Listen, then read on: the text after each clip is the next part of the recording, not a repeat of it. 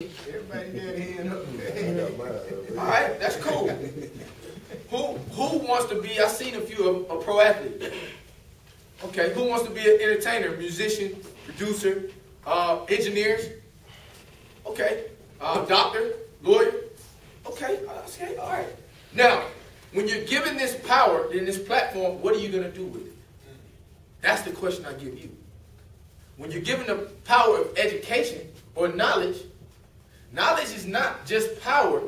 Knowledge empowers. Knowledge is not just power. Knowledge empowers. So if you're going to empower someone else with the knowledge and the platform you have, that's the question. If you're going to use $1 million, a millionaire, for yourself and just be self-gratifying, no, it's not. That's not what it's about. If you're going to take that same million and give, not necessarily the million, but the leverage behind being a millionaire, watch how much God comes back and gives you. All right, who wants to be a star? I do. A star. Celebrity. You can not just a celebrity, a star student, a star child, a star Christian. I want to be a star, but there's two types of stars. S-T-A-R.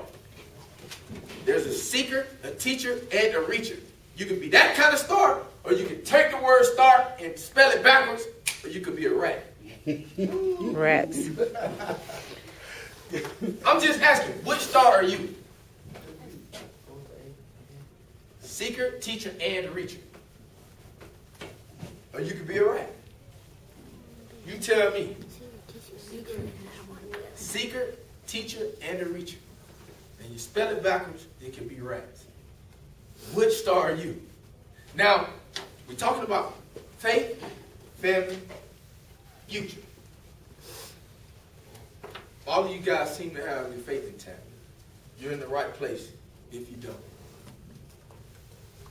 Family. Your family's brought you here. Or somebody that loves you like a family member brought you here today. So that seems to be good. Now the question is your future. God gave each and every one of us a gift. A talent. If you bury that talent, if you believe the hype of what people tell you can't do or you won't do, you'll bury that talent. And that talent and that gift will go to someone else. There's a parable in the Bible that talks about the man with 10 talents, 5 talents, and 1 talent, and the men who buried their gifts. It's right in Matthew. The men that buried their gift, they ended up losing it. When you have a gift, you got it for free, so you should share it. So why hold on to a gift and bury it when you should share it? It was given to you for free. I dislike when people say favor ain't fair. I believe favor is fair. Why is it not? God gave it to us. It's fair. It's fair and it's free for whoever wants it. What are you? King. Come on now, stay on point. Stay on point. Coach, can I drop one thing in there? Just to bring it to you guys' level, that peer pressure that we know you guys deal with. And you're going to have haters. So in terms that you understand, you're going to have player haters. Having player haters is all right. I tell my girls, if you ain't got at least 6 player haters, you ain't doing something right. Mm-hmm. So that perseverance that we talk about ties right into what Brother Shakespeare is talking about. Mm-hmm. If people are hating on you, don't cave in. Especially if you know your faith is in the right place and you're doing the right thing, keep it moving. If you ain't got at least 6 haters, you ain't doing something right. I tell you what, the thing about haters, and I'm glad you brought it up, it's the same thing, similar to the question that the young lady asked about the media. And people just have a negative. You can always turn a negative into a positive. Let me tell you, let me give you a few acronyms. The word nigger. You can turn that into a positive. Let me show you how. You can change negative into a positive by saying N-I-G-G-A. Never ignorant, getting goals accomplished. Never ignorant, getting goals accomplished. That's a negative to a positive. Oh, I got another one. Thug.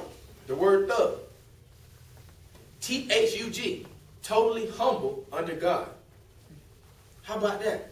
So when a hater or when a negative comes at you, all you got to do is turn it into a positive. It's just like when something bad happens in your life, man, turn it into a positive. Look at it as I was just released, but I told everybody I was relaunched. So when man thinks that they're doing something, God's plan is on a whole nother plateau. So what you can do is turn adversity into advantage, a tragedy into triumph, a less into a lesson, a mistake into a miracle. Come on. This is what happens in life, guys. And it's great poetry, but it's reality. What am I? King. Okay. So I'm going to leave you guys with a few quotes, and we're going to close. I just want to thank Jesus for this, man. This opportunity to be in front of you, brother. It's a blessing, man. It really is. Okay. When God said, fellas, let there be light, he was just giving you permission to shine. When God said, let there be light, he was giving you permission to shine. Not just in sport, not just in entertainment, but in education. But in servanthood. Like I told you, the greatest among you shall first be a servant. In school, fellas, you get the lesson, then you get the test. But in life, you get the test, then the lesson. That's why, like I just said, adversity turns into advantage, but your test turns into your testimony. If I wasn't the only pro football player in history to play on 9 pro teams, I probably wouldn't even be up here in front of you guys conversing and speaking to you guys about the greatness of God. But that's what he destined. What man thinks is a period, God just says, man, that's a comma. In school, I learned that what comes after a comma is called a fanboy. For, and, nor, but, or, yet, fanboy. That's what comes after a comma. So God says for. Man says, no, it's over. God says yet. Man says it's over. God says nor. Man said it's over. God says but. I have a plan for you. And it's greater than what any man could ever hold you back from.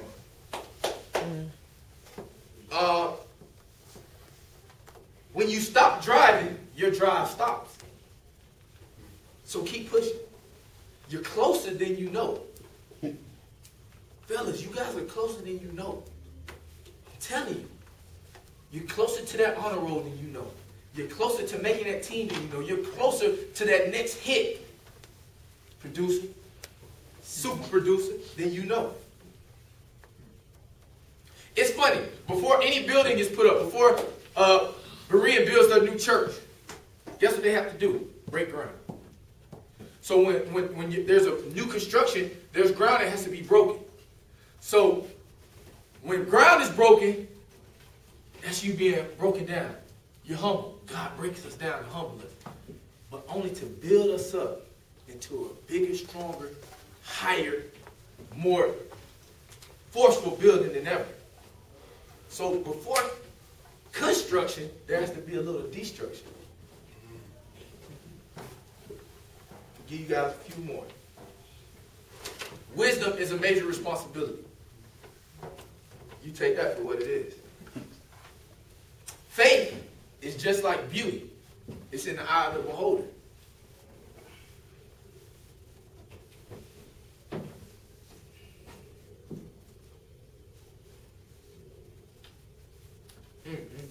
If it weren't for the storms, I can't appreciate the sunny days. So if it wasn't for the valley, I couldn't appreciate the mountaintop. I mean, you guys think on this, man. This is serious. How many of you been through a valley moment or a down moment in your life where that's a valley? How many of you been at a peak moment when things felt great? Like, man, wow. There's a reason for that.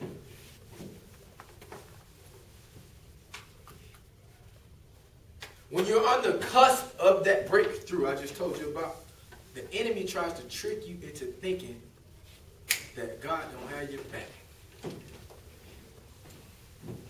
That God's promise is not there. All right.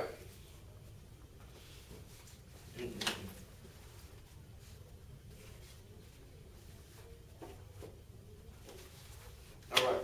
God is not concerned with your comfort. He's concerned with your character. And so, men, today, I just want you to know that when God puts his super on your natural, it gives you supernatural ability to do the things that you couldn't do before he put his ability on yours. Which means that your character is at a point where God trusts you. I'm not flawless, but I'm faithful. I say that one more time. I stand before you a man that is not flawless, but is faithful. Faithful in my love for God, not flawless. Faithful in my love for you men, not flawless. But I tell you one thing. The character that God has put in you, in us, is greater than you know. But it's right here. It's up to you to grab it. Supernatural. Thank you, God.